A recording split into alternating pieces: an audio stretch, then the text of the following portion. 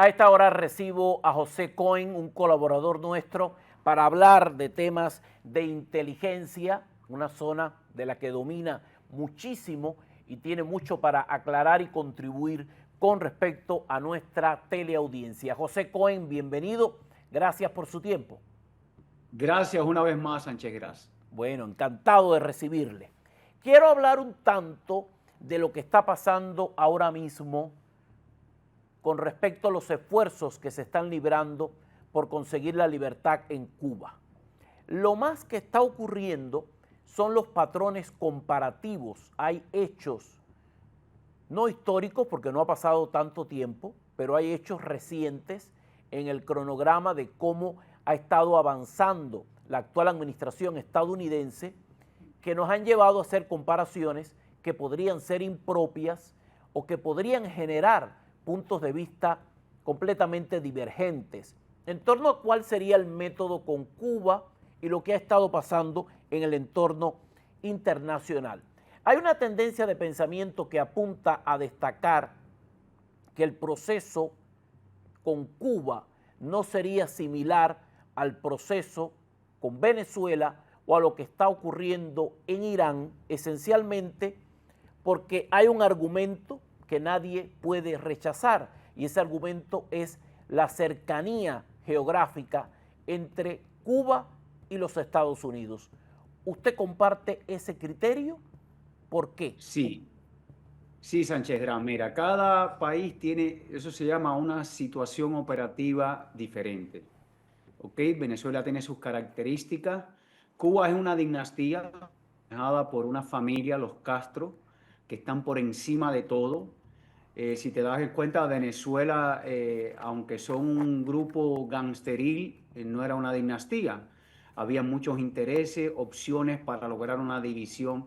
Cualquier análisis que yo haga, el análisis no tiene nada que ver solamente con el analista, sino con la calidad de información con que contamos. Y mi información no es diferente a la que tienen las personas allá afuera. No tengo información confidencial. Ahora, si a mí me tocaba o me tocara hacer un análisis como en mis tiempos tuve que hacer, te diría que la situación de Cuba es completamente diferente. No solamente sino por la manera en que han manejado el poder durante 65 años. La familia de los Castro, en este caso Raúl, porque Fidel murió, y al morir Fidel queda al frente de Cuba el régimen manejado por la línea de Raúl Castro. ¿Ok? Entonces, por eso es que tú ves que el Cangrejo trata de entrar en contacto con Trump porque él cree que, o ellos creen que es posible hacer esto sin darse cuenta que esto es un país de ley. Ellos miran al mundo como si fuera Cuba y te das cuenta que pasan por encima de Díaz-Canel, que es un monigote, y de todas estas personas en el gobierno que simplemente cumplen órdenes. Concretamente, ¿qué sería lo primero que haga Estados Unidos con Cuba si decide invadir? ¿Cómo lo ve usted? Bueno, lo primero que haría Estados Unidos es no correr el menor riesgo. ¿Ok?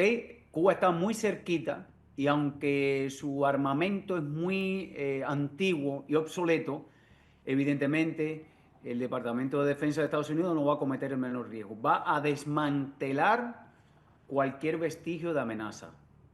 Va a neutralizar los aeropuertos y todo lo que ellos hayan monitoreado con sus drones espía que pueda representar una amenaza para el sur de la Florida o para Estados Unidos, porque estamos apenas a 90 millas, incluso la base naval de Guantánamo.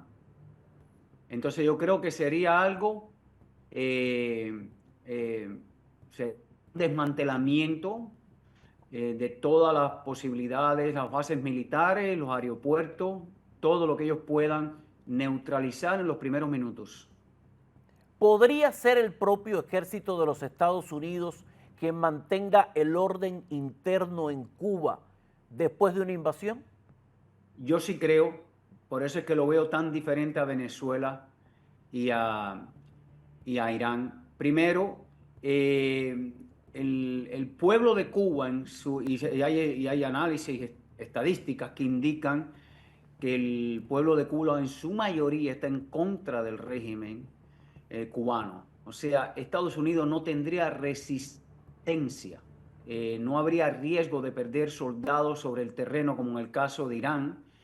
Las fuerzas militares cubanas están diezmadas y además hay un factor que yo no puedo dar constancia de eso, pero por mi propia experiencia, ahora mismo yo me imagino que hay muchos oficiales de inteligencia en diferentes embajadas de Cuba en diferentes países tratando de entrar en contacto con la CIA. Honestamente, yo pienso eso, yo estuve ahí, yo lo haría, y yo lo hice, y yo creo que hay muchas personas, que hay muchas cosas que están ocurriendo que nadie sabe, porque eso se maneja de una manera muy compartimentada, y que propiciaría que el ejército, en este caso el Departamento de Defensa, invadiera presencialmente con fuerzas militares Cuba. No habría mucho riesgo, a diferencia de Irán o de Venezuela incluso. O sea, sería un escenario mucho más factible para el ejército de los Estados Unidos. Gracias a José Cohen por ayudarnos a entender cuáles serían los posibles escenarios dentro de este contexto por la libertad de Cuba. Un abrazo, le espero pronto. Muchas gracias, Sánchez.